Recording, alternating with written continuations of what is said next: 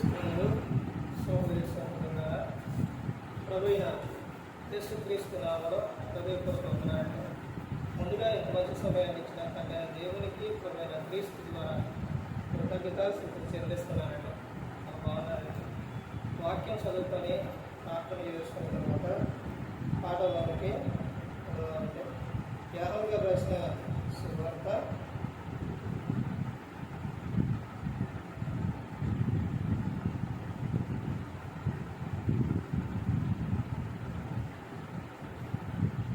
6వ అధ్యాయం 40వ వచనం. కుమారుడు చూచి ఆయన యందు విశ్వాసం ఉంచి ప్రతివాడు నిత్యజీవం పొందుటయే నా తండ్రి చిత్తము. అంత్యదినమున నేను వారిని చూపుదును. ప్రార్థన చేసుకుని పరలోకమందున్న మా తండ్రి, పరిశుద్ధ ప్రేమ గల తండ్రి, గొప్ప తండ్రి, మీ ప్రియ కుమారుడు యేసుక్రీస్తు ప్రభువు ద్వారా కృతజ్ఞతలు చెల్లిస్తున్నాము. కూడికంతట్లో మీరే నడిపించండి ఆయన. వాక్యం బోధించకుండా ఈ లోక సంబంధమైన జ్ఞానంతో కాకుండా నీ జ్ఞానంతో మాట్లాడే భాగ్యం నేను చేస్తాను. మాట్లాడే యేసుక్రీస్తు నామమున యేసుక్రీస్తు నామమున హృదయపూర్వక వందనాలు. దేవుని కుమారుడు యేసుక్రీస్తు ప్రభువు లోకానికి వచ్చిన తర్వాత పరలోక రాజ్యం సమీపిస్తుంది కనుక మారు మనసు పొందమని పట్టింప మొదలుపెట్టాం. అంశం పాఠం పేరు ఏంటంటే నిత్య జీవం పొందుటయే దేవుని. నీవు నిత్య జీవం పొందుటయే దేవుని చిత్తం. ఏ ఒక్కరూ కూడా నశించి నరకానికి వెళ్ళిపోకూడదు. యేసుక్రీస్తు ప్రభువు ఈ లోకానికి వచ్చారు. యోహాను గారు రాసిన సువార్త 3వ అధ్యాయం 16వ వచనంలో దేవుడు లోకమును ఎంతో ప్రేమించారు కాగా తన అద్వితీయ కుమారుని ఇక పుట్టిన వారి యందు విశ్వాసం ఉంచి ప్రతి వాడును నశింపక నిత్య జీవం పొందినట్లు ఆయనను అనుగ్రహించను. నిత్య జీవం చారాలి అంటే కుమారుని యందు విశ్వాసం ఉంచాలి. ప్రతి ఒక్కరూ కూడా నిత్యం కూడా జీవించి ఉండడమే అది దేవుని చిత్తం. అందుకనే దేవుడు నీ పాపాలు పోవడానికి పరిశుద్ధుడైన ప్రభువుని ఈ లోకాన్ని పంపించారు. యేసుక్రీస్తు ప్రభువు అందరి కోసం ఆయన ప్రాణం పెట్టారు. రోజున నువ్వు నీ ఇష్టానుసారంగా జీవించేసి నువ్వు ఈ లోకం విడిస్తే నరకంలో కాలిపోతూ ఆరని అగ్నిలో వేతన పడుతూ ఉండడం దేవుని ఇష్టం కాదు. నువ్వు నిత్యం కూడా జీవించి ఉండడమే అది దేవుని చిత్తం. మరి ఆ నిత్యం జీవించి ఉంటారంటే చెప్తున్న విషయం చూడండి. కుమారుని చూచి ఆయన యందు విశ్వాసం ఉంచు ప్రతివాడును. కుమారుని యందు ఏముంచాలంట? విశ్వాసం ఉంచాలి.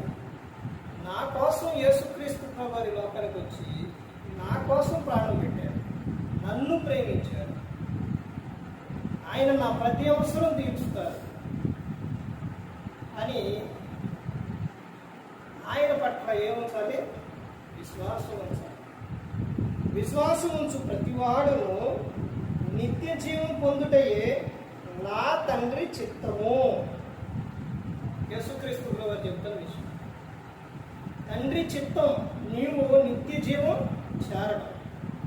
తర్వాత చెబుతున్న విషయం, అంత్యదినమున నేను వానిని లేపుదును. అంత్యదినమున వానిని నేను లేపుదును. నీవు యేసుక్రీస్తు ప్రభువుని విశ్వసించి ఆయన యందు నువ్వు విశ్వాసం ఉంచి నీవు ఉన్నప్పుడు ఇదిగో ప్రతి ఒక్కటి ఆయన చూస్తున్నారు అనే భయం కలిగి భక్తి కలిగి నువ్వు ఉన్నప్పుడు, నువ్వు ఈ లోకం విడిచినప్పుడు పరలోకానికి చేరాలి. అది దేవుని చిత్తమై ఉంది ఇక్కడ ఈ లోకంలో శ్రమలు వస్తాయి, బాధలు వస్తాయి, నిందలు వస్తాయి, వేదనలు వస్తాయి, అన్నీ వస్తాయి. ఇవన్నీ ఓర్చుకొని నువ్వు దేవునిలోనే ఉంటే, నిలబడితే నువ్వు పరలోకం చేరాలి. అక్కడ ఏడుపు ఉండదు, ఏది ఉండదు, అక్కడ ఆనందమే ఉంటుంది. కాకపోతే ఇక్కడ ఈ లోకంలో వచ్చే శ్రమలకు ప్రతి ఒక్కదానికి కూడా ఓర్చుకోవాలి. ఒక సందర్భం విషయం ఈ రోజున ఎంత చెప్పినా కానీ వినకపోతే, ఇప్పుడు తాగొద్దయ్యా అంటారు, తిరగొద్దయ్యా అంటారు, లేకపోతే ఎలా పడతారా ఉండమాకయ్యా అంటారు. కాదు నేను తాగేది తిరిగేదే, నేను తినేదే, నా ఇష్టం వచ్చినట్టు నేను జీవిస్తాను అని అని అలా చేస్తే తర్వాత అప్పుడేం తెలియదు. తర్వాత కాలంలో ఏం తెలుస్తుంది? తమ దేహము పాడైపోతుంది. ఆ తర్వాత బాధ. ఇది అంతేనండి. ఇప్పుడు సేవకులు చెబుతుంటే నువ్వు వినకుండా, వినిపించుకోకుండా, దేవుని మందిరానికి రాకుండా, ఆయన సన్నిధిలో నువ్వు కూర్చోకుండా, సేవకులు మాట అంటే నీకు లెక్క లేకుండా, అంటే సేవకుల మాట అంటే దేవుడు చెప్పుకున్న మాట, దేవుడు చెప్తున్న మాట అది. అంటే సేవకుడు కాదు, సేవకులు ఏమీ లేదు. సేవకుడు ఓన్లీ నిలబడి అలా మాట్లాడతారు. అంటే ఆ మాట్లాడిచ్చేది, ఆ మాటలు అవన్నీ దేవుని గురించి. అలా చెబుతుంటే నేనెందుకు వినాలి, నాకెందుకు ఆ మాటలు, నాకేంటి అవసరం, నేను నా ఇష్టానుసారంగా జీవిస్తా. ప్రార్థన పెడితే వెళ్ళాలా, వాక్యం చెప్తుంటే వినాలా, నాకెందుకు అయ్యింది అని గన నువ్వు ఇప్పుడు అనుకుంటే, అలాగే జీవిస్తే, ఒకవేళ నీ కాలం పూర్తయ్యి నువ్వు ఈ లోకం విడిస్తే ఆ యాత్ర కాదు. ఎంత చెప్పినా, ఎన్నిసార్లు గద్దించే విననర్లని నాడు హఠాత్తుగా నాకు నీకెంత చెప్తున్నా కానీ నువ్వు వినిపించుకోకపోతే చాలా ప్రమాదం. ఈ రోజున వాక్యం వస్తూ ఉంటే, వినిపిస్తూ ఉంటే, ఈ రోజున చాలా మంది మాకెందుకులే అనుకుంటారు. వాడు చెవులు ఏమైపోయినాయి అంటే మందాలు అయిపోయింది. పాము అయిన స్వరం నాగి కూర్చుంటే అది నన్ను పట్టుకోవడానికేనని గమనించి ఊదుకో, నువ్వు ఎంతలా ఊదుకో, నువ్వెంత ఊదుకున్నా నేను బయటికి రాను అని బయటికి రాదంట. అలాగే రోజున చెవులు ఏమైపోయినాయి అంటే మందాలైపోయినాయి. నువ్వెంతన్నా చెప్పుకో, మేము రావు, మాకెందుకు వాక్యం నిన్ను బ్రతికిస్తుంది. వాక్యం నీకు నెమ్మదిస్తుంది. నీ శ్రమల్లోనైనా, నీ బాధల్లోనైనా వాక్యం నిన్ను కాపాడుతుంది. కానీ ఆ వాక్యం దగ్గరకు రావడానికి మనిషికి మనసు లేదు, ఇష్టం లేదు. ఆ తర్వాత కాలంలో, ముందు వెళుతున్న కాలంలో తర్వాత నీకు తెలుస్తుంది, అయ్యో నేను ఆ రోజున సేవకులు ఎంతో ప్రయాసపడి వస్తే నేను కూర్చోలేదే, నేను వెళ్ళలేదే, సేవకుడిని నేను లెక్క చేయలేదే అని ఒకరోజు నీకు తెలిసే సమయానికి నువ్వు బాధపడిన ఆ రోజు వాక్యం నీకు కావాలన్నా కానీ నీకు. మేము ఫోన్లో వింటామండి, యూట్యూబ్లో వింటాం, ఫేస్బుక్లో వింటాం అనుకుంటున్నారా?